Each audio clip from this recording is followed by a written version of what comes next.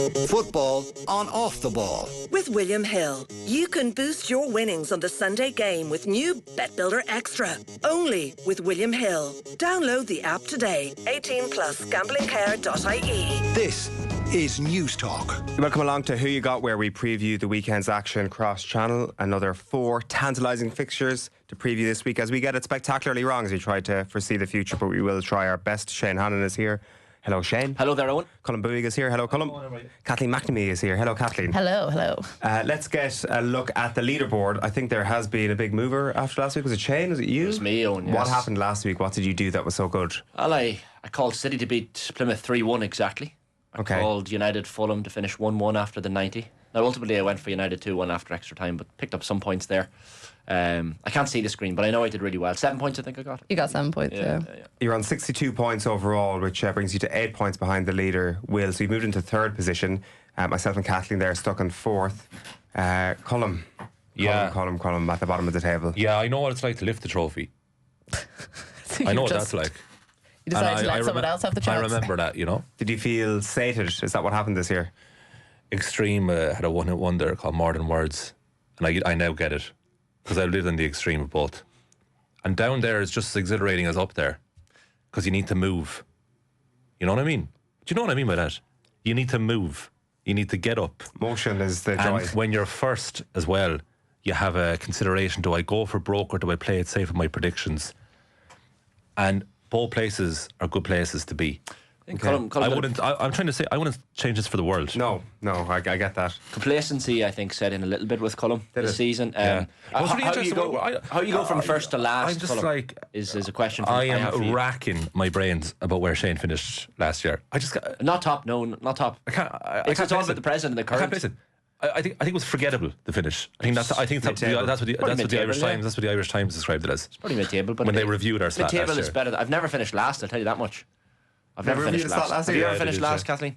No, I haven't. No, you haven't. I actually won it once as well. So there you go. Yeah, there you go.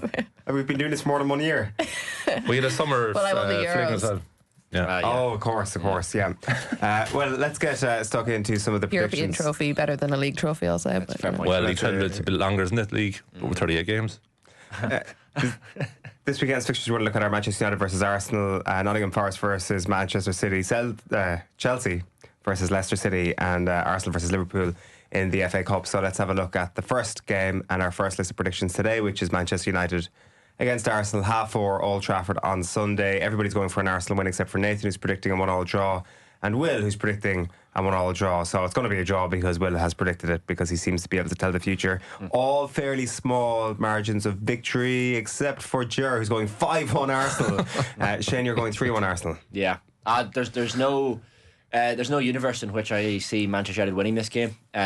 Partly because they're at home and their home form is horrendous. Partly because, well, Europa League is the only thing that this team have left to play for this season, and more than one eye is going to have to be on the return leg against Sociedad next Thursday night. The injury list is chronic. The bench is like a leaving cert class. There's a lot of things going wrong for Ruben Amorim, and he's not necessarily to blame. He's going to get a bit of time with this team, but everything has to be put into next Thursday night against Real Sociedad. They're not going to chance much against Arsenal. They've nothing left to play for in the league. Relegation is not going to be a possibility because there are as it turns out, a few teams that are worse than them. And then there are things that are frustrating, like we were chatting about it on Off-the-Ball Breakfast this morning, like Dallo is the most frustrating footballer. But what's going on here with himself and Highland? Oh, cool. Dallo was brilliant last season for United. One of the team's best players. And then you see the other night, it's the most opportune moment for Dallo to cross the ball. First time, pass it, just pass it across the box, and Highland will be there to finish it. Brilliant run from Highland, and Dallo just doesn't give it. Afterwards, Highland then, once the move breaks down, gives some back to Dallo, as if to say, what are you doing? And Dallo has the cheek to talk back to him and say, and kind of fight back. And I was like, Dallo, you were completely in the wrong there. So it's frustrating to watch him at the moment. And it just kind of was a moment that summarised where United are at the moment. I think, Highland hasn't scored in 19 games. That would have been the moment where he could break his duck and maybe get a bit of confidence back on board. So I like, when we're talking about this game this weekend, Arsenal mightn't have been going too well, but it's one of these occasions where I can see Arsenal coming away with a comfortable enough victory at Old Trafford. A real array of top class number 9s on display at Old Trafford on Sunday. Was there history to this beef between Hoyland and Dallow, or is this the first time it came up last night? It's come up not just with Hoyland, but it's come up with different players like Mazraoui and different players who haven't crossed it. And Garnacho's another one who just does not look up. And Hoyland has been given a lot of balls to Garnacho. He's been feeding him in terms of potential assists that Garnacho just hasn't finished. So I think Hoyland maybe has a little bit of beef with a number of players in that team, because the not scoring in 19 games isn't just on Rasmus Hoyland. It's on the lack of joy he's getting from the players around him. They aren't seeing the runs that he's making. It's heartbreaking for Rasmus Hoyland too, because he came up with his own celebration when he was scoring goals there. Remind us what that was. Slit his throat.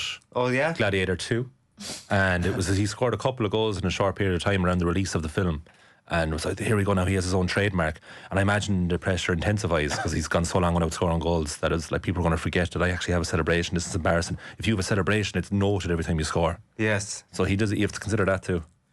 Wow, yeah, it's like I hadn't considered the implications of that. Yeah. Gladiator 2 had kind of faded into the background in terms of our public consciousness. And so was Hoyland as a goal scorer. Like, that does seem to be the thing that's held up quite a bit around Rasmus Hoyland, is he's obviously not scoring loads of goals because he's not shooting, and he's not shooting because he's not getting the opportunities. Is that fair enough? Are we like leaving him off the hook? Is that the general feeling around Hoyland and United? You get the feeling that he is actually trying, is the thing. And you can see when the frustration comes in. I think if he wasn't trying, you wouldn't see that sort of frustration. You wouldn't see it boiling over with other players. And I think that does slightly let him off the hook, but I don't think it totally does, because I think if you're Amorim and you're in that situation, why isn't he going to the players around Hoyland and being like, come on guys, look up, give him better service, give him something to work with. He's putting in all this effort, why aren't you? So I think it's probably a wider Manchester United problem than just Hoyland and what he is capable of doing. Yeah, it certainly is. And the move of Xerxes to a slightly deeper position over the last few weeks into the number 10 seems to be working okay. I mean, he scored last night. A Manchester United player scores goal is probably movement, positive momentum. Is that what we're saying? He's Xerxes technically a really good footballer. Yeah. Do you know, when he's on the ball, you actually watch him, and he's really, really good. He probably wasn't signed for goals. You know, he was never going to be the 25-30 goal a season player. He didn't score many goals at Bologna. When he was younger, maybe scored a few at Bayern Munich in the few years he was there. But he's not really a goal scorer. He holds up the ball well. He gets involved in link-up play. Still hasn't hit the heights that United fans want him to hit for the 30-odd million or 35 million that they signed him for. But there are just gaps. There are just gaps in that United team, and Garnacho, even the body language from Garnacho last night. Again, and you can read too much into this, but he's kind of shaking his head coming off, and obviously there was during the week Amorim saying he's going to have to pay for the team dinner after his walk down the tunnel recently as well, which Jim Ratcliffe will be delighted with, because they'll save a few quid on the dinner, obviously. So the penny pinching seems to be. I don't know. It's bringing down the fan base at the minute, and the attitude of the likes of Garnacho doesn't help. I know it's probably something you've been speaking about, but the Amorim comment during the week about the Europa League, saying people look at this competition as the only competition that can save our season. I don't see it like that. Nothing can save our season, is just patently untrue. If Manchester United were to win the Europa League this season, that's a decent outcome from here. That is season saved. Yeah, it is. It just doesn't really change anything in recent past. They've done that, United, and then they still found themselves in a mess shortly afterwards, back in 2017. And the following year, Jose Mourinho has that down as his best season ever, because they finished second to Manchester City 17-18. Remember when they prevented them from winning the league at the Etihad? And they were 2-0 down at half time and went back 1-3-2. But it's just because United fans have seen it, and there's only really two trophies that will get them out of this mess, and they're the ones that are totally unattainable: the Premier League and the Champions League. So they've won everything else in the last decade since Ferguson left. So they're a bit tainted by it. And also, if your manager is saying it, then you have to believe it. And Amorim is such a good communicator that he has people believing all his negativity, and certainly the players. He has highlights of quotes like, "My job is really hard," to the camera.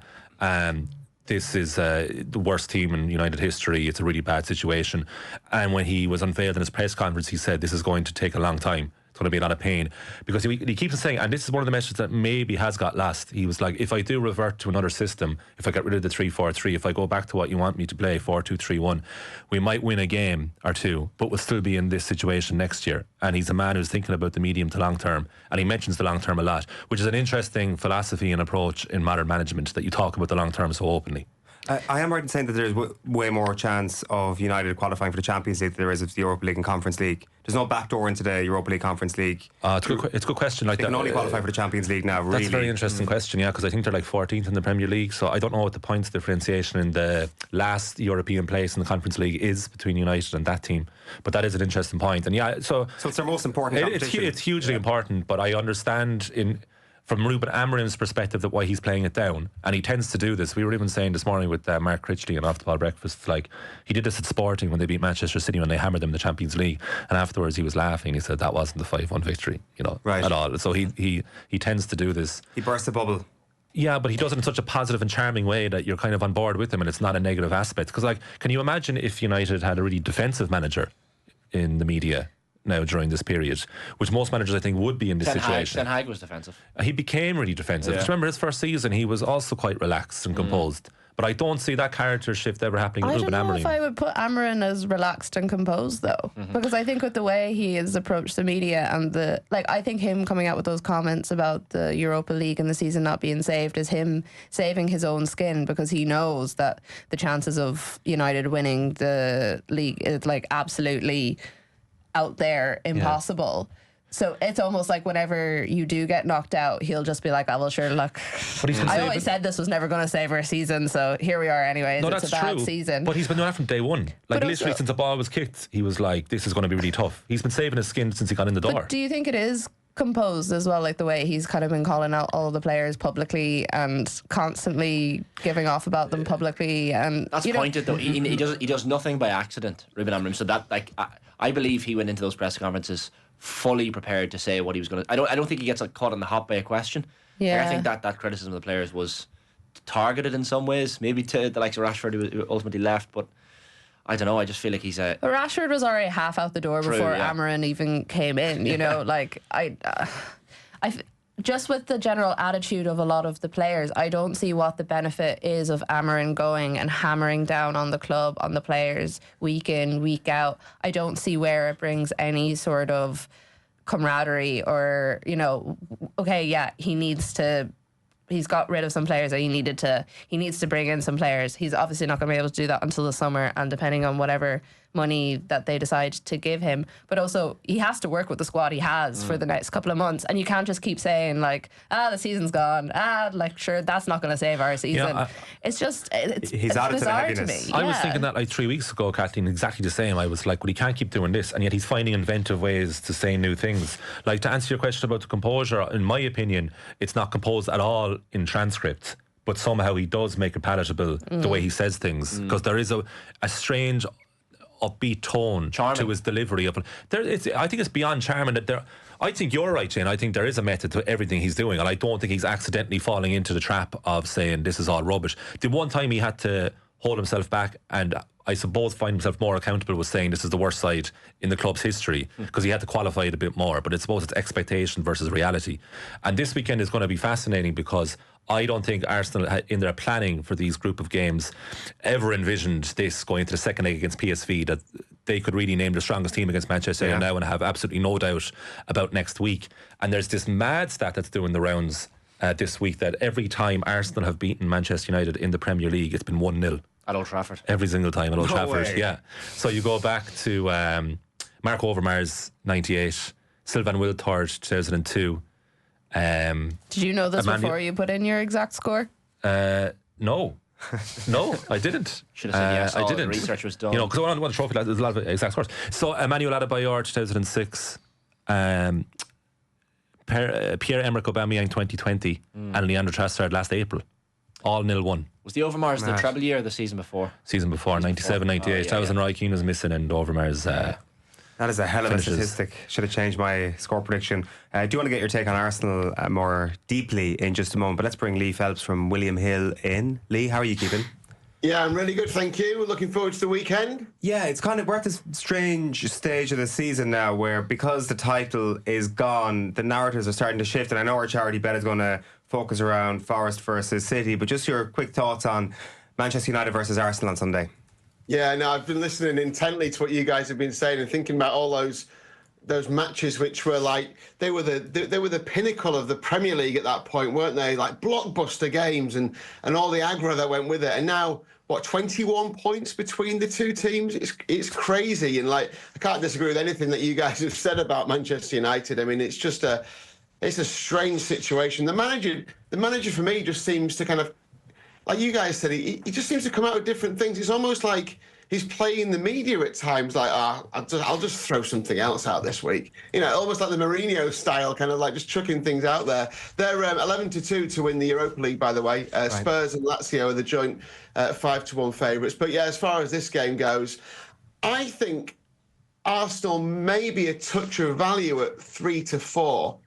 They probably should be shorter, shouldn't they? And I know they've had goal-scoring problems in the league, not in the Champions League, where they just like smash 7 in, of course. But I think Arsenal should be shorter than 3-4 to win at Manchester United, not least because of their league position, but also because of what you guys have been saying, the home form. They just don't seem to know what to do at home. And Arsenal are a good side. I know they've got problems, but their injury problems are nothing compared to Manchester United's. I was looking at Odegaard, scored 2 in the week. He seemed to step up his game against the better sides as well when you look back. And he always seems to play better when he comes back off a Champions League midweek as well. He's scored a few goals and he's come back. So I wouldn't mind Odegaard to get in amongst the goals again. He's scored a couple against Manchester United in the past. So that might be a one-way in with a bit of extra value. He's 18-5 to score at any time, 8-1 to score first. And if there aren't going to be many goals in it, that might be worth a look. I actually looked at Arsenal to win and Martin Odegaard to have at least one shot on target as just a very small bet builder, and that's 2-1. So Odegaard to have a shot on target and Arsenal to win at 2-1, I thought was decent. But yeah, I mean, I think Arsenal at 3-4 should be going in knacker. Some description on Sunday. That's my view on it. Okay, that's a good scene set from that game. When it comes to our charity bet, then, as I've mentioned, we are going to look at the Nottingham Forest versus Manchester City game on this one. I've just lost it on my screen here. A draw, yeah. It's a draw, both teams to score, or just a draw? I think we just went for a draw, because 5 of us in our predictions went for a draw in this game. So. Well, I did say to Lee beforehand if he wanted to give us any hints and tips, since we haven't been all that successful. We were close last week, but we haven't been that successful the last couple of weeks. So let the expert take over. No. Well, look, I can see why you're going for it, because there's that kind of obviously Forest have had a sensational season. I mean, again, like you look at the odds here, Manchester City are odds on at Forest. Now, Forest's form has drifted a little bit, hasn't it, recently, to be fair?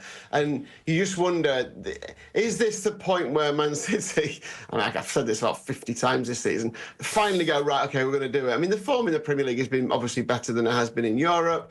And if they win this, obviously they suddenly leapfrog Forest. It's a tricky one. I mean, scorer markets again, Omar Mamouche, I've liked what I've seen from him, 6-4 to score at any time. Erling Haaland's odds on to score at any time. I think there'll be goals in this. So I think if we are going for the draw, I don't think we're going to have a 0-0. I just can't see a 0-0 in this match.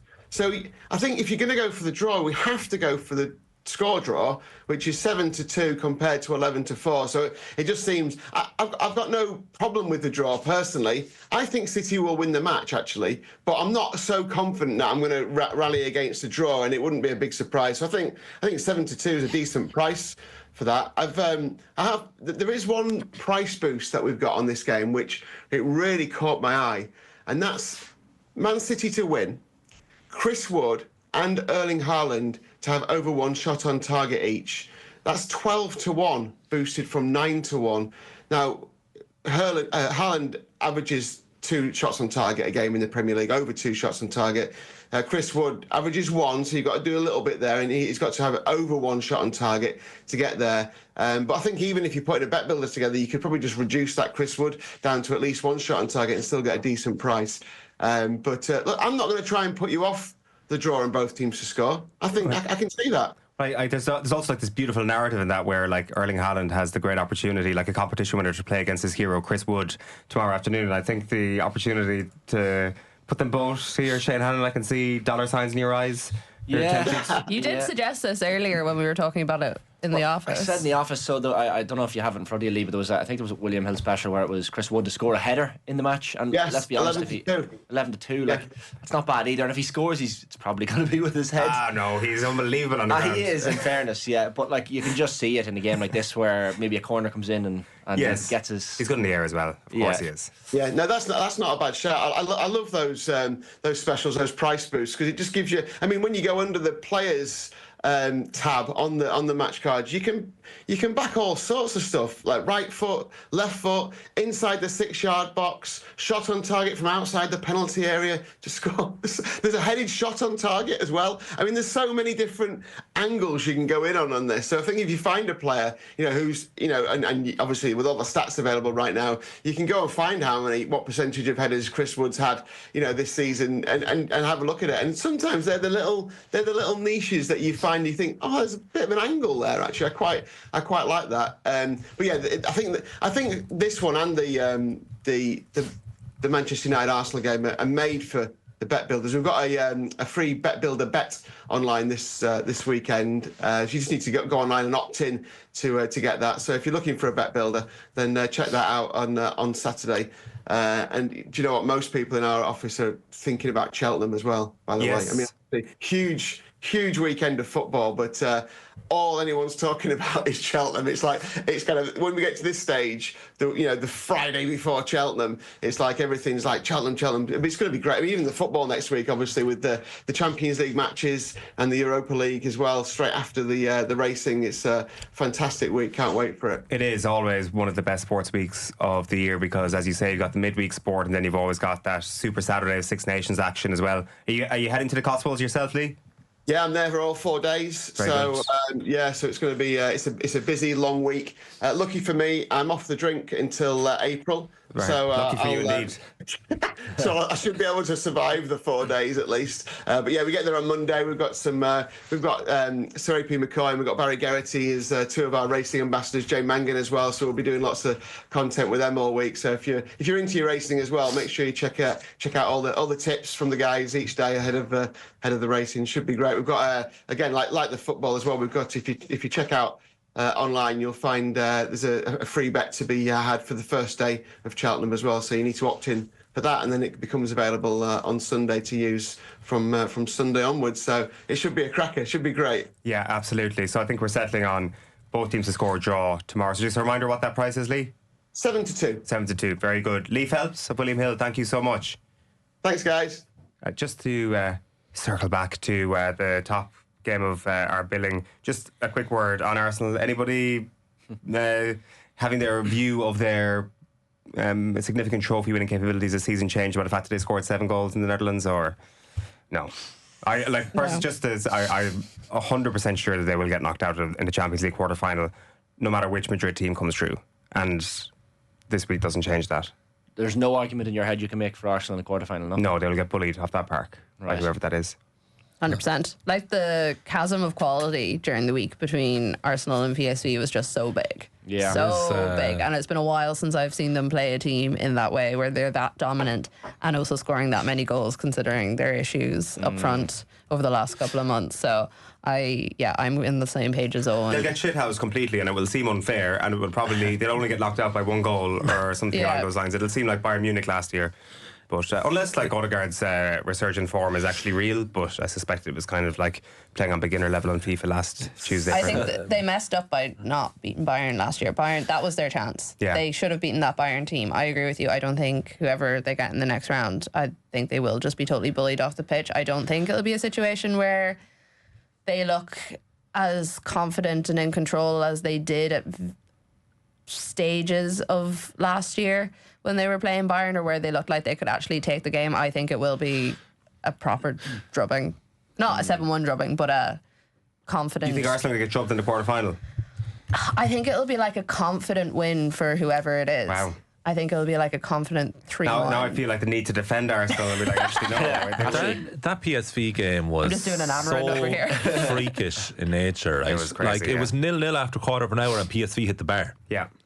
And I don't know what the XG for Arsenal was, but they seemed to convert most chances they created. It was 3, I think. 3 All right, points. was it? You were right. Okay. Well, it was impressive enough. So they They still outperformed it by 4. it just goes to show how elite these footballers are when they play with confidence, because at the end, Martin Odegaard was Ronaldinho 2004-06, where he was just taking the piss on the pitch, just having a great time for himself. Like the outside the right footed pass to put Ricardo Calafiore through.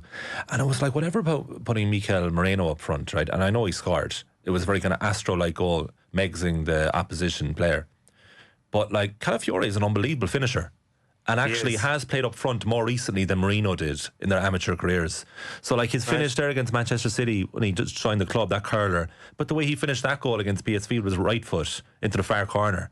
It's a hell of a player. Like, if you're looking for a striker, Jar, you have it right there. Sorry, I was wrong. Their XG was 2.35. PSG had a higher XG against Liverpool the following night with 2.58, scoring 7 goals fewer. Jeez. Football, eh? Let's move on. You'd swear XG just meant absolutely nothing. Manchester City versus Nottingham Forest. Again, we've got to start shifting the storylines of the season. So title race is done, but Nottingham Forest in 3rd place on 48 points. Aston Villa in 10th place on 42 points. 6 points separating 3rd and 10th. Could we be looking at an all-time great Champions League race? Owen and I were debating before you guys came into the room whether this was actually the game of the weekend in terms of what's on the line. Oh, It definitely is. I think it is. There's nothing happening United Arsenal. Yeah, this is undoubtedly it. Look how tight that is. Champions League places are insane. I think that's But why it's 12:30 on a Saturday as well. it takes away from it a little bit, doesn't it?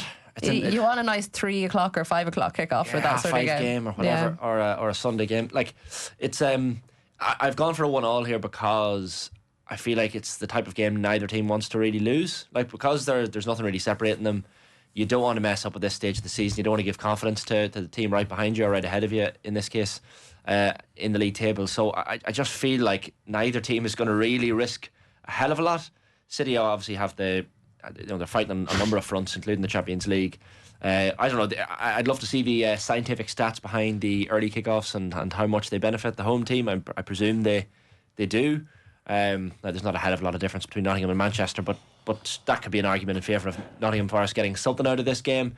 And they weren't overly, positive in any sense against Plymouth or Argyle in the FA Cup, Man City either. Like, Forest have kind of scraped through a couple of FA Cup ties.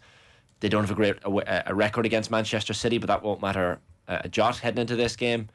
I just think it's one of those games where neither team will want to lose, and that's why I've gone for the draw. We should say that only one of our panel has gone for a win for Nottingham Forest, and that is Nathan Murphy. So I'm just conscious, like, are we still in the Manchester City muscle memory habit here? Like, whenever Nottingham Forest have encountered their blip that we had been expecting all season, they tend to surprise us with a win. Now, this is their worst blip. They haven't gone 3 games. Well, sorry, they've only gone 3 games without a win once previously in the season, but they certainly haven't had a 3-game run with as few points as they had in the last 3 games, which is just 1 point, which is the 0-0 draw with Arsenal. So this is their worst 3-game run of the season. So there is definitely method to the rest of our predictions, but Nathan is saying no. Whenever we doubt Nottingham Forest, they prove us wrong. Yeah, maybe. Yeah, I just think they're gonna fade now. I think that blip was much earlier in the season. They had time to get over it, and I think they're maybe got a bit spooked after the 7-0 drubbing of Brighton on the 1st of February, which weirdly followed a 5-0 hammering at the hands of Bournemouth. So they destroy Brighton in a lunchtime game on a Saturday. And since then they've been very unconvincing. They've won a couple of penalty shootouts in the FA Cup, but other than that, they drew at Arsenal, of course, and then they lost a couple of other games, 2 in a row in the Fulham and Newcastle. So I think they're like, Jesus Christ, we're actually 3rd. We actually do something here. And then when you start thinking about it, it's the worst thing ever. If they level out to even a Europa Conference League place, it would be a hell of a successful season. But it's a bit like Arsenal the last couple of seasons, when they actually have had a really good campaign overall, but the way that Mikel Arteta front loaded their success with 3 quarters of the season was great, the last quarter was poor. It'll feel like Forest underperformed somehow weirdly.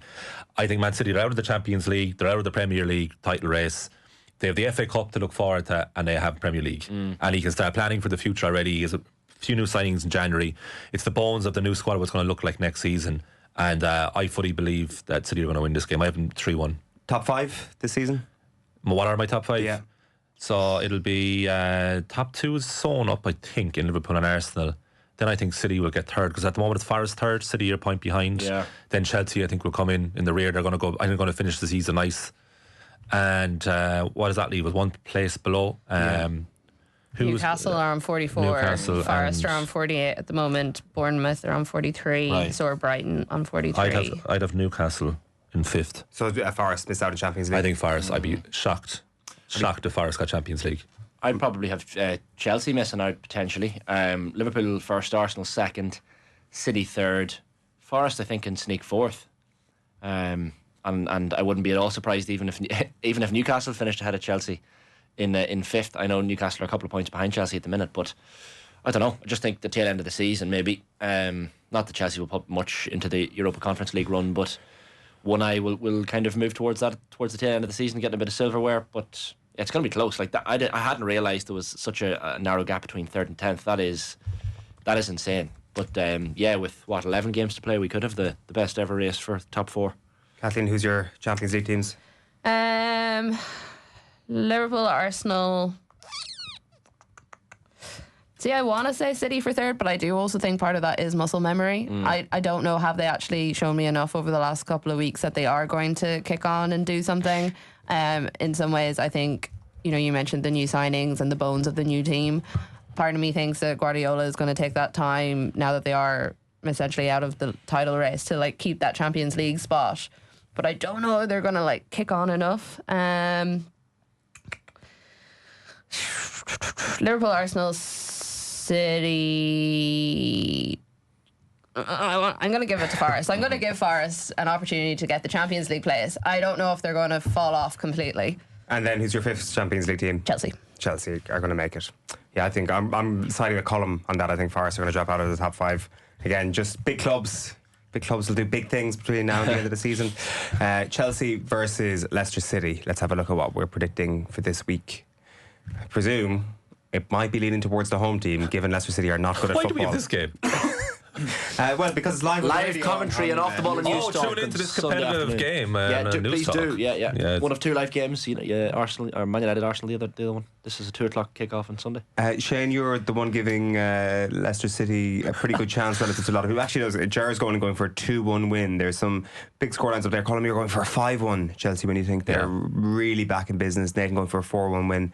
You're liking to look at Chelsea, even though Palmer played wheels out against Copenhagen. Yeah. It's not well, I think he needs goals, doesn't he? So they want to bring him back into it. But to have an interesting tactical shift slightly up front is that Palmer's pinned through the middle more as the number 9, false 9, and Cuckoo's on the left, and Neto is playing as a 10, weirdly, and they're using their wing backs to go further forward. So I don't know why they're switched that. But Enzo Maresca is a bit like Ruben Amorim, right?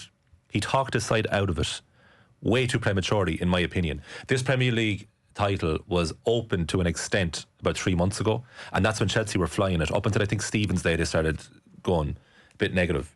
And Maresca, every opportunity he could get, said, we're not ready for this. There's no way we're ready for this title. And Cole Palmer reflected those words as star player. And I think they eventually believed what they said. It was a self-fulfilling prophecy. And they dropped off massively. And I don't think they needed to drop off. I think they have a very good squad. I think they could have comfortably got Champions League football rather than scrambling for it at the end. Yeah, it's an interesting theory. Or else he maybe looked into the bonnet and knew what was about to come. Look, maybe the reality is exactly that. And they were overperforming. But even if they were, my point would be make them believe, outperform yourself. There is an ultimate example of it 9 years ago in the Premier League. It can be done. They won 4-0 against Southampton last time in the Premier League, so you'd expect there to be no problems. Does anybody have anything else to say on Chelsea versus Leicester? I went for 2-0, but I just think they had the ability, of course, to wreck some players against Copenhagen, and their home record at Stamford Bridge, I think they haven't lost in 18 games at Stamford Bridge. Is that right? Yeah, apparently. So it's, the home record is really good. The away form not so great, but it just as one of those games where you kind of feel a little bit sorry for Van Nistelrooy at this point. Speaking of XG, they have the lowest XG, Leicester City, in the league. Only Liverpool have higher than Chelsea. So you could be right with your goals galore for Chelsea in this game for sure. But there is an element of right man, wrong time or something about the Van Nistelrooy to Leicester thing. Like he obviously showed really right man. I think he showed per rude. That was rude. I think what I mean by right man is he has the capabilities of... By right man, I meant wrong man. Yeah, of course. Yeah. We're talking in opposites today.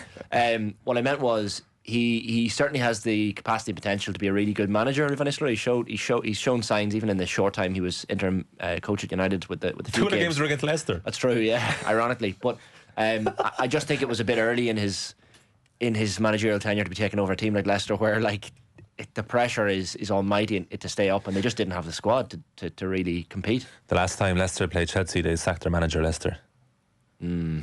Right. Writings on the wall. Steve Cooper went out last time. Now, the only caveat on, right, the only sign of hope here is the possibility that there is a European hangover from Chelsea, right? Because do you remember the random game when Leicester went to the Tottenham Hotspur Stadium and won?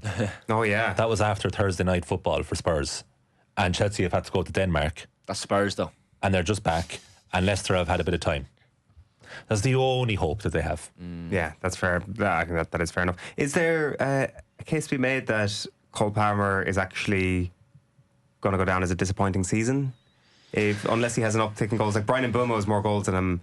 Excellent player, but I definitely had expectations of Palmer to be in that level just below Salah and Haaland, basically the third best player in the league. Well, I think it's a really good question, because it goes back to my theory of if you front load your season with success, but the second half of the season is disappointing, you were seen as having a poor season, generally speaking. Whereas the opposite will be good. If Palmer was underperforming up until Christmas, we'd be like, what's the story with this guy?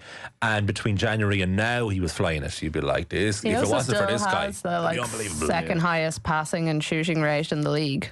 Yeah. And he's also got a whole pile of assists, I'd assume, on top of that. But he's got 6 of them. But I would say he has a propensity to possibly go missing in the bigger games, or maybe just marked out of it. I don't know which it is. Saka has 4 more assists than him, and he's been missing for half the season. Yeah, there and then is. you look at the goal scoring, and he's in 6th. So it's Mbeumo, Wood, Isak, Haaland, Salah ahead of him, and he's just 1 goal ahead of Cunha and Wissa. See, I wonder, is he being analysed as a statistical player? As in, you talk about Palmer with goals and assists, but you don't talk about his game. That's certainly what I'm doing here, to be fair. Yeah, you think there's way more to it than the I don't numbers. know. Can we all explain what Cole Palmer's game is? What is it? Yeah, it's a bit of everything. But I would also say to both of those points, like when a player of Cole Palmer's ability has a bit of a lull in the middle of the season, it actually makes me think, well, something big is coming. And if he manages to push Chelsea to a top 4 finish and a trophy in the Europa Conference League, it's a really good season for Chelsea. He could still have a massive 8 weeks ahead at this stage, you know, and the lull in that, we might look back in the lull in the season and his dip in form maybe as necessary for that final push in the last 6-8 weeks. I don't know what, like, there's not. I know these professional players, you know, with strength and conditioning nowadays, you're expected to be on top form throughout the entire season, but that's just not possible biologically speaking. So maybe he'll kick on now and help Chelsea have a really, really decent season if they get top 4 and a European trophy as well. Yeah, he's got 3 Premier League goals since the middle of December. So, look, your point, maybe part of the reason why you play him against Copenhagen is just trying to get him back into form. And I realise that having this conversation about Cole Palmer right before they play Leicester City at home is pretty idiotic on my part, so I'm aware of the dangers. Let's have a look at the FA Cup this weekend, which is Arsenal women versus Liverpool. Kathleen, oh wow, this is all Arsenal. To be fair, not a massive surprise. Shane is going for an absolute corker here, 4-3 scoreline to Arsenal. It's not just after last weekend in the WSL, it's the exact same scoreline. Yeah, I was like, you know what? I always That's go what for always happen. Yeah, there's often like we always throw in the 1-0s and the 2-1s, and then you see a 4-3, and you're like, Jesus. Yeah, I should have gone for that. You know, we should have gone for whatever it ultimately turns out as. I'm just expecting a bang of goal, and it was one. I think it was 1-0 in the reverse fixture. Somewhere. I'm like, I'm going to put that here, like a jigsaw. Just a random game that's going to be 4-3. When you put that in yesterday, Emma Carroll was like, "Where does he think Liverpool are getting 3 goals from?" I know. Look, it's tough to make the argument for a 7-goal thriller. I understand that, but I don't know. Liverpool scored 5 at West Ham quite recently, didn't they? They scraped by Crystal Palace 1-0 at the weekend. Yeah. So like, look, it's tough to make the argument, but I do think there's got a few goals in this game, and also when it's the cup as well. You know, it tends to throw up the odd mad result, and teams kind of play with a free abandonment when it comes to the cup as well. So maybe that leads to goals. It's all about getting through.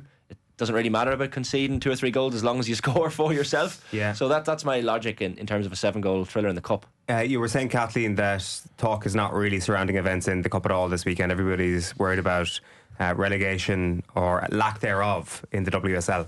Yeah, I think these games are definitely being completely overshadowed. So the Women's Professional Leagues Limited, which is such a easy thing to say, is the organisation that basically took over the running of the Women's Super League and the Championship from the FA from the start of this season. They've been relatively successful in that they've negotiated like a 5-year contract with Sky Sports. There's a bit more money coming into the league, but they held a meeting last Friday with all the teams from the WSL and the Championship and put a proposal to them that they would scrap relegation from the WSL for the next 4 seasons, so until 2030-31 season, and instead have a closed league where you could still be not an entirely closed league. You could still be promoted into the league. You just couldn't drop out. So it would increase the league to 16 teams rather than 12 as it currently is.